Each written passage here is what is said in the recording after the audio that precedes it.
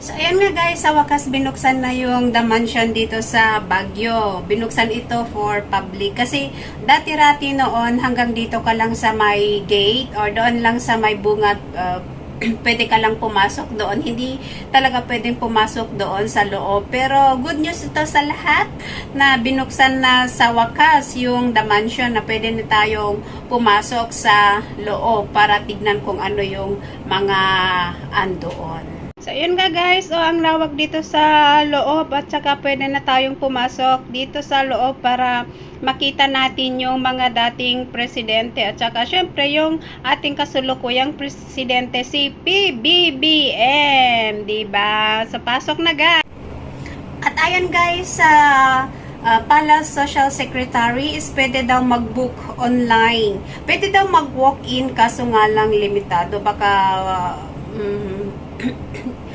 hindi 100% sure is makapasok ka kasi mas syempre mas priority nila yung mga nag-book online. So ito pakinggan natin kung paano. Tuesday to Sunday we are open from 9 to 5. I recommend that you book a tour. You can book through Facebook, Instagram. We have a website. We can also take in walk-ins, but we can only take 20 people per tour. The tours are every 30 minutes. So if there is space, let's say only 15 people arrive, we can put 5 walk-ins. But it would be better to book a tour. This is all free, so no charge. Ang The Mansion is tinuturing na summer residence ng Pangulo at ang kanyang pamilya. So, ayun guys, so parang celebration. Yung ito is parang pag-welcome sa...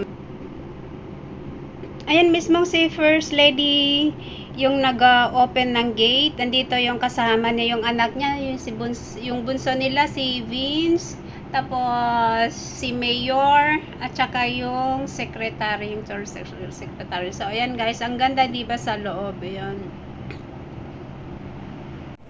Ito din yung pakinggan natin yung testamento ng mga pumasok ko doon. Kasi ako mismo is, taga Baguio ako kaso nga lang, talagang hindi pa ako nakakapasok doon sa loob. So, hindi ko alam kung ano yung mga meron doon sa loob. So, ito guys, pakinggan natin kung ano yung sinasabi ng mga nakapasok na doon.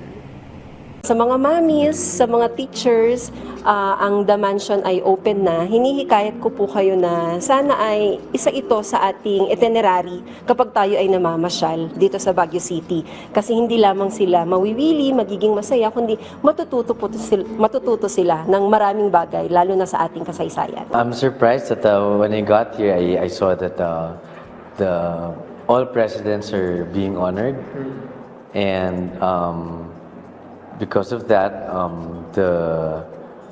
the history is preserved, and their achievements and their legacies of each president. So it's very educational as well, not just for adults but also for children, and it's also preserving history and our cultural identity. It can also inspire people because of the achievements of the presidents.